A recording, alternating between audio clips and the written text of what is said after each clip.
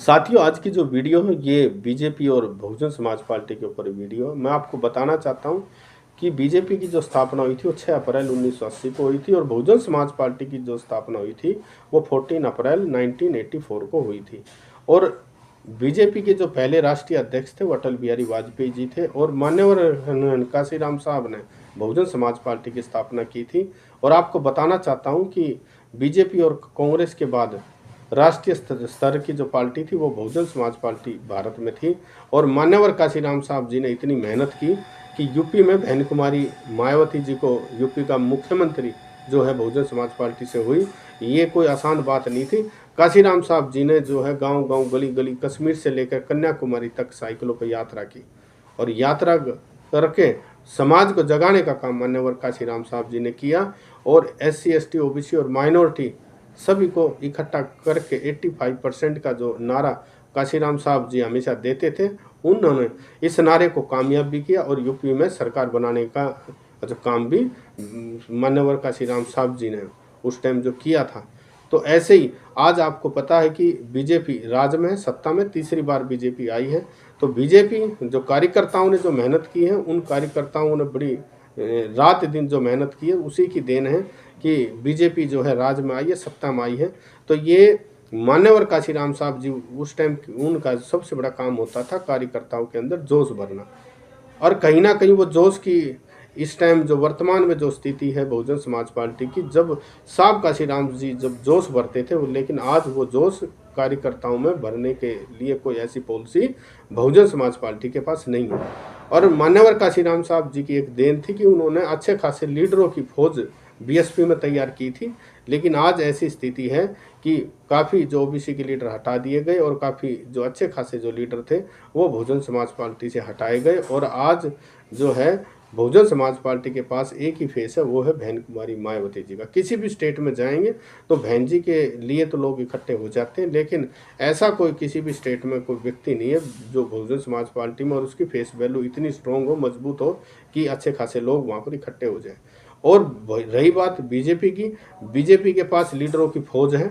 उसके पास यूपी में जाएं तो योगी आदित्यनाथ जी हैं और राजनाथ जी हैं, अमित शाह जी हैं, ऐसे अनेकों उनके पास लीडर हैं जो कि वो अपने लेवल पे भी उनसे आदमी इकट्ठे हो जाते हैं उनकी। तो ऐसे ही बहुजन समाज पार्टी में जो लीडरों की बहुत ज़्यादा पहले जितने थे अब नहीं है ये। और आपको मैं बताना चाहता हूँ, और OBC जो बहुजन समाज पार्टी के साथ एक समय ऐसा होता था कि अच्छा खासा था, लेकिन अब धीरे धीरे OBC भी बहुजन समाज पार्टी से हटता चला गया। और उसकी जो अपना आधार था, जो वोटर था, जो कैडराइज वोट था SC का, तो वो भी धीरे धीरे हटा। 2019 के अंदर जो SP और BSP की दोनों का अलायंस था और दोनों की जो सीट थी 10 MP दोनों पार्टियों के आए थे। लेकिन आज स्थिति ये है कि SP जब BSP से अलग हुई तो SP की 37 सीट यूपी के अंदर MP की आई। तो जो बहुजन समाज पार्टी का जो आधार था, जो वोट था, वो BSP में ज़्यादातर उन्होंने वोट दिया। इसका कारण ये था कि उन्होंने बीजेपी को रोकना था। तो बीजेपी को रोकने के चक्कर में कि उनको पता था कि BSP आएगी नहीं, तो अगर हम BSP को वोट दे देंगे तो SP आएगी नहीं, तो ज़्यादा फायदा बीजेपी को होगा। तो उन्होंने जो कैडराइज वोट थी वो भी चली गई SP में, तो SP की 37 सीट आई। आसान बात नहीं है। और मैं आपको बताना चाहता हूँ, जब 2019 में जब बहुजन समाज पार्टी का वोट रेशो जो 19 के करीब था और अब घटकर 2024 में रह गया 9, तो इतनी जो स्थिति खराब दिन पर दिन होती जा रही है BSP की, तो BSP को सोचना चाहिए। और बीजेपी से मैं बीजेपी के बारे में तो ये कहना चाहता हूँ, राज लाने के जो भी हथकंडे होते, जो अपनाने होते, वो बीजेपी ने अपनाए हैं और तीसरी बार वो राज में आई है, सत्ता में आई है।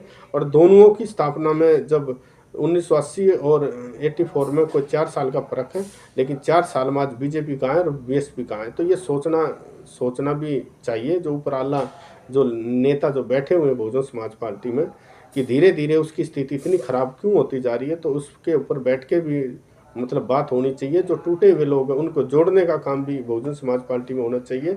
और बीजेपी की एक बात मैं आपको बताना चाहता हूँ, जो उसकी विचारधारा से जो थोड़े एंटी भी हैं, अगर उनको भी उन्होंने उम्मीदवार बनाने की काफ़ी उन्होंने MP उन लोगों को भी बनाने का जो काम जो किया है, आसान नहीं है। थोड़े बहुत एंटी भी हुए तो उन्होंने भी उसको भी पार्टी में लिया और उसको भी MP का उम्मीदवार उस टाइम जो बनाया। तो बीजेपी ने जो भी राज लाने के हथकंडे होते सब अपनाए हैं, और तो उनसे मैं बीजेपी के बारे में तो यही कहना चाहता हूँ, अच्छे खासे लीडर बीजेपी में रहे हैं, और आज बीजेपी की उनके कार्यकर्ताओं की देन है कि बीजेपी का राज आया। तो बहुजन समाज पार्टी को भी अपने लिए कोई स्टैंड लेना चाहिए, राज लाने के लिए जो भी हथकंडे हों अपनाने चाहिए, जिससे देश में बहुजन समाज पार्टी का राज आए। तो आज बीजेपी की ये स्थिति है, बीजेपी आसमान में है और बहुजन समाज पार्टी की स्थिति ठीक नहीं है। तो इसी के विषय में मैं आज बात करने के लिए आया था कि बहुजन समाज पार्टी के जो आला जो बैठे हुए नेता हैं वो आज इस विषय पर विचार भी करें और इस बात को समझें। जय भीम, जय भारत, जय सतगुरु रविदास महाराज जी की।